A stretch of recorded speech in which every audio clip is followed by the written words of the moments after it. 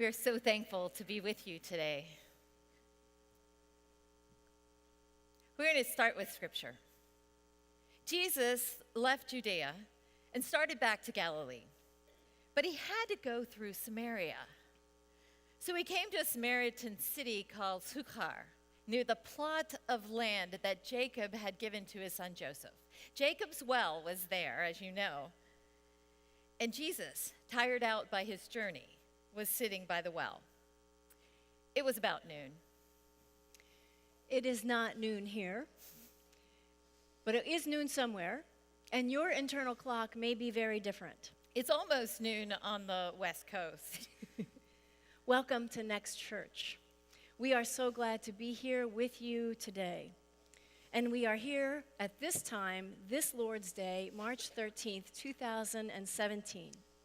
Hi. As Jessica said, I'm Jen Kottler. And I'm Leslie Mott. And we're here to introduce to you a new way of learning together that we hope will help you in our time together here at Next.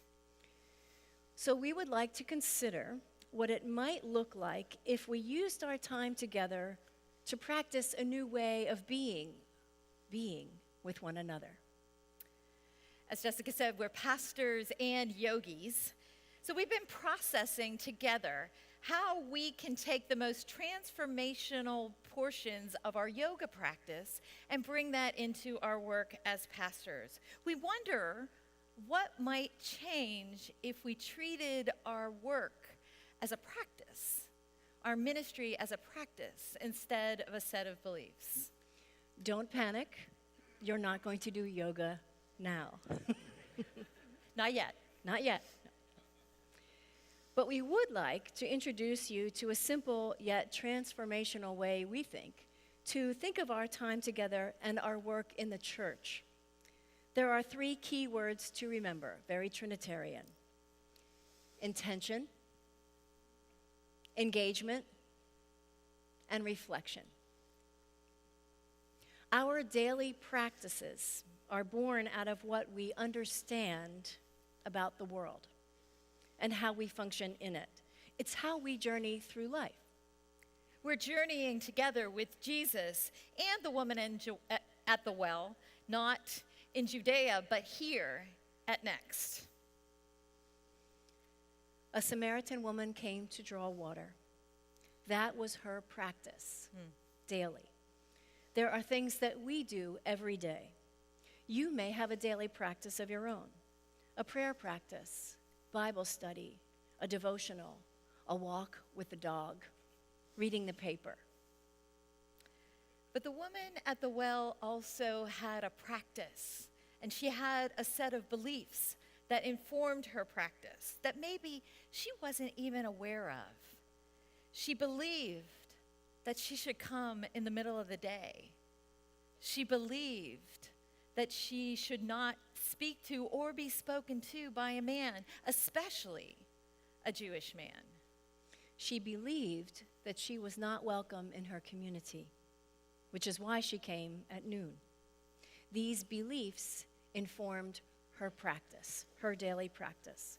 So we not only have practices, conscious practices that we do, like walking the dog or having that cup of coffee or reading the paper, but we also have unconscious practices that influence what we do.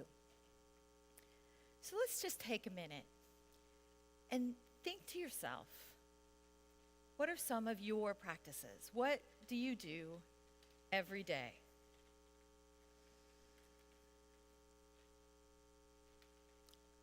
Why do you do them?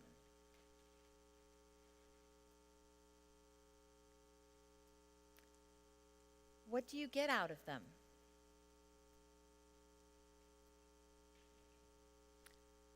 Often, I think, and far too often, we go through life allowing things to happen to us and then responding to them.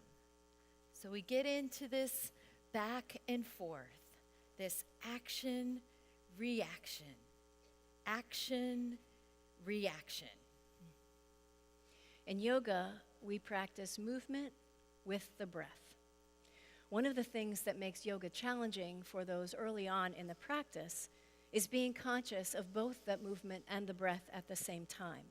I teach yoga, and so I'm always listening to the breath. And the first thing that happens when somebody gets in a difficult or challenging pose is what? They stop breathing. I know that happened to me. I remember my first class going, I'm sure I'm going to get this, but how do you put that breath with the movement? And they said, that's the point. That's right. Because our breathing in yoga and mostly through life is unconscious, right? We don't have to do anything to breathe. We just breathe. And because it's unconscious, we have to make it conscious to become aware of it. So pairing movement with breath in a yoga practice and in life allows us to slow down the action-reaction chain of events. And it enables us to be more mindful of what we are doing and how we are doing it. So as Leslie said, we're not going to ask you to do yoga right here and right now, but we want you to begin to make the connection between what you believe and what you are doing. This can help us to bring awareness to our beliefs as well as to our practices. And this can happen in small things.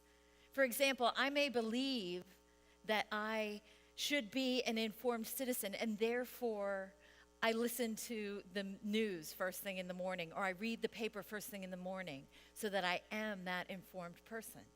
That's your belief, and hence your practice. Maybe it happens in larger ways for you. Perhaps you're here at Next Church because you believe that change in the church is both necessary and inevitable. And you want to be a part of the church that not only has been, but the church as it will become. So give yourself a minute.